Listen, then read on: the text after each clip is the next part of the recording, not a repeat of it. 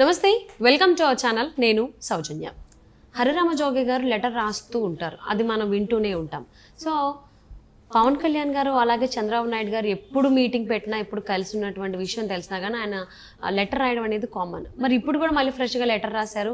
అసలు ఏ ఉద్దేశంతో ఆయన లెటర్ రాస్తున్నారు, లెటర్ రాసేటువంటి వెనకాల ఆయన ఉద్దేశం ఏంటి, ఇలా ఎన్నో అంశాలకు సంబంధించి మనతో మాట్లాడడానికి, వారి విశ్లేషణని మనతో పంచుకోవడానికి ఈరోజు మనతో పాటు ఉన్నారు senior journalist, senior political analyst CS Rao గారు ఉన్నారు. వారితో మాట్లాడదాం. నమస్తే అండి. నమస్తే సౌజన్య. హరిరామ జోగి గారు లెటర్ రాయడం అనేది రెగ్యులర్గా ఆ వార్తల్లో వింటూనే ఉంటాము.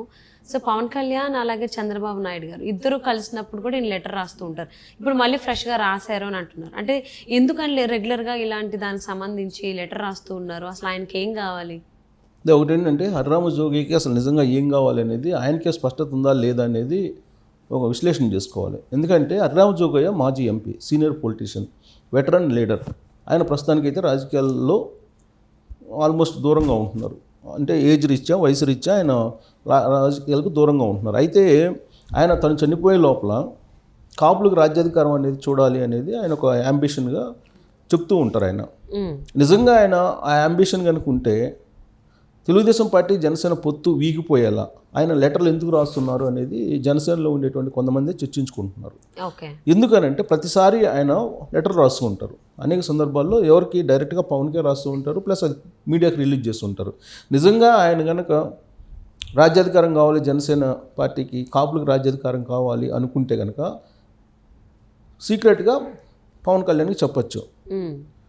అలా కాకుండా ఒక లెటర్ రాసేసి దాన్ని మీడియాకి లీక్ చేసి పొత్తుని విధ్వంసం చేయడానికి, పొత్తుని విచ్ఛేదనం చేయడానికి, పొత్తు లేకుండా చేయడానికి ఆయన ప్రయత్నం చేస్తున్నారా అనేటువంటి అనుమానాలు ఇప్పుడు ఇరు పార్టీల్లో కూడా, అటు తెలుగుదేశం పార్టీ ఇటు జనసేనలో కూడా వినిపిస్తూ ఉంది. సో ఆయన చేసేదానికను ఆయన కోరికకి సంబంధం లేకుండా ఉంది.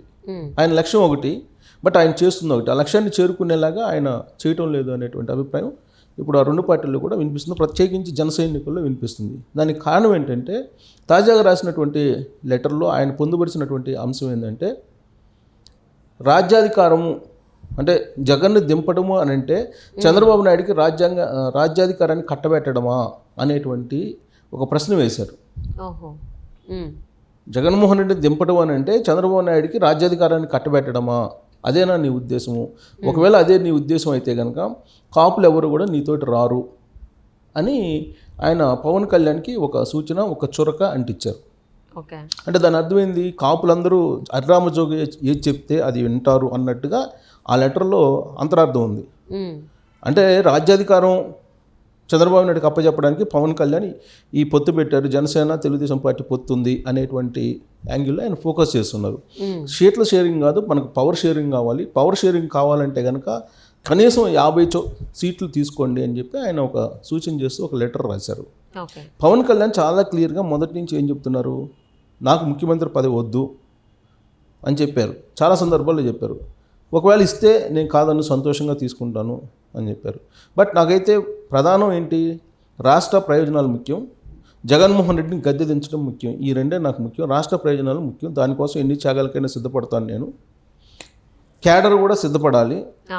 నన్ను అర్థం చేసుకోండి. ఆ పొత్తుల విషయం కానీ లేదా సీట్ల విషయం కానీ నాకు వదిలిపెట్టేయండి. నేను తీసుకున్నటువంటి నిర్ణయానికి కట్టుబడి ఉండే వాళ్ళే నన్ను అనుసరించండి, మిగతా వాళ్ళు నాకు అవసరం లేదు అని చాలా క్లియర్గా పవన్ కళ్యాణ్ చెప్పారు. అయినప్పటికీ హరిరామ జోగయ్య ఒక పుల్ల, ముద్రగడ పద్మనాభం అప్పుడప్పుడు ఇంకొక పుల్ల వేస్తూ ఉంటారు. అంటే వీళ్ళిద్దరూ కాపులకి, కాపు జాతికి ప్రతినిధులు అని చెప్పి వాళ్ళు ఫోకస్ అవుతూ ఉంటారు. ముద్రగడ పద్మనాభం అలాగే హరిరామ జోగయ్య. ముద్రగడ పద్మనాభం ఏం చేశారు, ఈ మధ్యకాలంలో వైఎస్ఆర్ కాంగ్రెస్ పార్టీలో చేరి తన కుమారుడి యొక్క రాజకీయ భవిష్యత్తు కోసం ఆయన అడుగులు వేశారు. సీన్ కట్ చేస్తే జగన్మోహన్ రెడ్డి దగ్గర ఎంట్రీ లేదు ఆయనకి, ముద్రగడ పద్మనాభంకి. దాంతో నేను తెలుగుదేశం పార్టీలోనే జనసేనలో చేరతానని చెప్పి ఆయన చెప్పడం జరిగింది. కానీ జనసేనలో చేరతారా తెలుగుదేశం పార్టీలో చేరతారా అనేది ఇంకా క్లారిటీ లేదు. అయితే ఆయన్ని చేర్చుకోవడానికి అటు జనసేన కానీ ఇటు తెలుగుదేశం పార్టీ కానీ సిద్ధంగా లేదు. దానికి కారణం ఏంటంటే ఒకవేళ కనుక ఆయన జనసేనలో కానీ తెలుగుదేశం పార్టీలో కానీ చేరితే కాపు రిజర్వేషన్ అనేటువంటి అంశాన్ని తెర మీదకి తీసుకొస్తారు. అప్పుడు కాపు రిజర్వేషన్ తీసుకొస్తే టోటల్గా బీసీ ఓట్ బ్యాంక్ దూరం అయ్యేటువంటి ప్రమాదం ఉంది అనేది జనసేన తెలుగుదేశం పార్టీ రెండింటిలో ఉన్నటువంటి అభిప్రాయం. సో కాబట్టి ముద్రగడ్డ పద్మనాభుడిని అసలు వైఎస్ఆర్ కాంగ్రెస్ పార్టీ కాదనుకుంది, తెలుగుదేశం పార్టీ, జనసేన రెండు కాదనుకున్నాయి. దీంతో గత కొన్ని రోజులుగా ఆయన సైలెంట్గా ఉన్నారు. ఈలోపుగా హరిరామ జోగి లెటర్లో సంధిస్తూ ఉన్నారు. ఎందుకు సంధిస్తూ ఉన్నారు? రీసెంట్గా చంద్రబాబు నాయుడు, పవన్ కళ్యాణ్ ఇద్దరు కూడా భేటీ అయ్యారు. భేటీ అయినటువంటి సందర్భంగా చాలా వరకు ఒక క్లారిటీకి వచ్చారు. వాళ్ళు ఎన్ని స్థానాల్లో ఏ స్థానాల్లో షేర్ చేసుకోవాలి అనే దాని మీద ఒక క్లారిటీకి వచ్చారు. సుమారుగా 20 నుంచి 25 స్థానాలు జనసేనకి ఇచ్చేలాగా తెలుగుదేశం పార్టీ అలాగే జనసేన అధినేతలు ఇద్దరు కూడా ఒక అభిప్రాయానికి వచ్చినట్టు న్యూస్ వచ్చింది. దాంతో ఇమీడియట్గా ఈయన లెటర్ రిలీజ్ చేసి దాన్ని గందరగోళం చేసేటువంటి ప్రయత్నం మొదలుపెట్టారు. అంటే ఇక్కడ ఆయన చెప్పేది ఏంది? రాజ్యాధికారం కావాలి జనసేనకి అనేది ఆయన కనీసం 50 తీసుకుంటే కనుక మనకు రాజ్యాధికారం ఉంటుంది అని ఆయన ఉద్దేశం. అసలు రాజ్యాధికారం వద్దు అని చెప్పి పవన్ కళ్యాణ్ చెప్తుంటే, రాజ్యాధికారం అనేది నాకు ముఖ్యం కాదు, నాకు రాష్ట్ర ప్రయోజనాలు ముఖ్యం అని చెప్పి పవన్ కళ్యాణ్ చెప్తూ ఉంటే, దానికి విరుద్ధంగా ఇప్పుడు హరిరామ జోగయ్య లెటర్ రాశారు రాజ్యాధికారం కావాలి అని. అంటే ఆయన రాసిన మెయిన్ సెంటెన్స్ ఏంటంటే, జగన్ను దింపడం అంటే చంద్రబాబు నాయుడికి రాజ్యాధికారం కట్టబెట్టడమా అనేది. ఒకవేళ దాన్ని రివర్స్లో తీసుకున్నాం అనుకో, చంద్రబాబు నాయుడికి రాజ్యాధికారం అవసరం లేదు, రాజ్యాధికారం ఇవ్వదలుచుకోలేదు పవన్ కళ్యాణ్, దాని అర్థం ఏంటి? జగన్మోహన్ రెడ్డికి అలానే రాజ్యాధికారం ఉండాలనే కదా హరిరామ జోగయ్య యొక్క ఉద్దేశం. అంటే రివర్స్లో ఆలోచిస్తే ఇప్పుడు ఆయన రాసిన లెటర్ ప్రకారం జగన్మోహన్ రెడ్డి దింపాలంటే చంద్రబాబు నాయుడికి రాజ్యాధికారాన్ని అప్పచెప్పడమా అనే ఒక ప్రశ్న వేశాడు. దాన్ని కొంచెం రివర్స్లో తిప్పితే చంద్రబాబు నాయుడికి రాజ్యాధికారం ఇవ్వకుండా అంగీకరించకపోతే పవన్ కళ్యాణ్ ఏమవుతుంది? జగన్మోహన్ రెడ్డికి రాజ్యాధికారం పదిలంగా ఉంటుంది. అంటే ఆయన ఉద్దేశం ఏంది? ఇట్టించి చూస్తే, రివర్స్లో చూస్తే పరోక్షంగా జగన్మోహన్ రెడ్డికి మద్దతు పలుకుతున్నాడు హరిరామ జోగి అనేది ఆ లెటర్లో ఉండేటువంటి ఉద్దేశం. అంటే తెలుగుదేశం పార్టీ, జనసేన ఎవరి అవసరాలు వాళ్ళకు ఉన్నాయి. రాజ్యాధికారంలోకి రావాలని తెలుగుదేశం పార్టీ అనుకుంటుంది, తన పార్టీని నిలబెట్టుకోవాలని పవన్ కళ్యాణ్ ప్రయత్నం చేస్తున్నారు. అందుకే అనేక సందర్భాల్లో నేను రాజకీయ వీరమరణం పొందకుండా ఉండడానికి పొత్తు నాకు అనివార్యం, నేను పొత్తు పెట్టుకుంటాను అని చెప్పి చాలా క్లియర్గా పవన్ కళ్యాణ్ చెప్పారు. చెప్పిన తర్వాత ఈ మళ్ళీ రాజ్యాధికారం అనేది తీసుకురావటం అంటే రివర్స్లో జగన్మోహన్ రెడ్డికి పరోక్షంగా హరిరామ జోగయ్య సహకారం అందిస్తున్నాడా అనేది ఇప్పుడు జనసేన వర్గాల్లోనే చర్చ జరుగుతుంది. ఓకే, ఇప్పుడు జన సైనికులకు ఇప్పుడు పవన్ కళ్యాణ్కి తెలీదా తన పార్టీ స్ట్రెంత్ ఎంత, తను స్ట్రెంత్ ఎంత, పర్సంటేజ్ ఎంత, పార్టీలో ఉండే పరిస్థితి ఏంటి, పార్టీలో అసలు బలమైన అభ్యర్థులు ఉన్నారా, గెలిచే అభ్యర్థులు ఉన్నారా లేరా అనేది ఒక అవగాహన ఉంటుంది కదా పార్టీ అధినేతగా. సో ఆయన 20 నుంచి 25 సీట్లకి అంగీకారానికి వస్తున్నప్పుడు హరిరామ జోగికి వచ్చినటువంటి బాధ ఏంటి అనేది అర్థం కావట్లేదు. అర్థమైంది ఏముంది? పరోక్షంగా జగన్మోహన్ రెడ్డికి ఆయన అండగా ఉండాలనేటువంటి ప్రయత్నం. గతంలో కూడా వైఎస్ ఫ్యామిలీకి అత్యంత సన్నిహితంగా ఉంటారు ఆయన. మొదటి నుంచి కూడా చంద్రబాబు నాయుడుకి వ్యతిరేకంగా పావులు కదుపుతూ ఉంటారు హరిరామ జోగయ్య. సో ఇప్పుడు ఈ మొత్తం ఎపిసోడ్ కనుక తీసుకుంటే మొత్తం పొత్తు ఫైనల్ అవుతుంది. రేపు 17వ తారీఖు పాలకొల్లులో ఉమ్మడి సభ పెట్టబోతున్నారు. ఈ ఉమ్మడి సభ పెట్టబోతున్నటువంటి సందర్భంగా అఫీషియల్గా వాళ్ళు అభ్యర్థులు కూడా అనౌన్స్ చేయబోతున్నారు.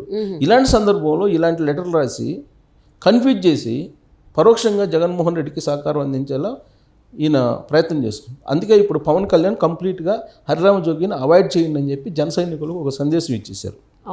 ఒక సందేశం ఇచ్చేసి అసలు హరిరామ జోగి లెటర్లు కానీ హరిరామ జోగి గురించి కానీ పట్టించుకోవద్దు, మన పార్టీ ఏందో మనకు తెలుసు, మనం బతికించుకోవాలి పార్టీని.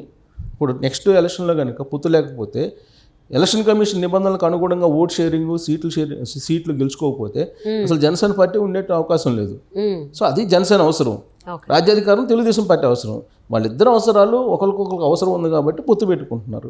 కానీ ఈ సీట్ల షేరింగ్ కాదు, పవర్ షేరింగ్ అని చెప్పి హరిరామ జోగి లాంటి వాళ్ళు తరచూ లెటర్ రాస్తే ఈ క్యాడర్లో కన్ఫ్యూజన్ వచ్చేసి పరోక్షంగా జగన్మోహన్ రెడ్డి గెలిచే అవకాశం ఉంది అనేది ఆయన ఉద్దేశం.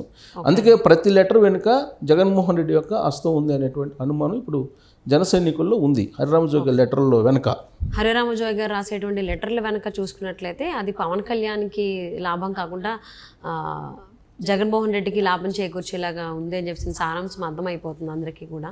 సో ఎలక్షన్స్ వస్తున్నటువంటి నేపథ్యంలో సో అది ఇంపాక్ట్ చూపిస్తుందా, లేదంటే ఆల్రెడీ క్యాడర్కి చెప్పేశారు కాబట్టి పవన్ కళ్యాణ్ పట్టించుకోకుండా ఉంటారా హరిరామ జోగయ్య గారి లెటర్కి సంబంధించి చూద్దామండి. సో మరి ఇంకా పట్టించుకోకపోయినా లెటర్ రాస్తారా రాబోయేటువంటి రోజుల్లో ఆయన. And thank you so much for spending your valuable time with us, రావు గారు. Thank you.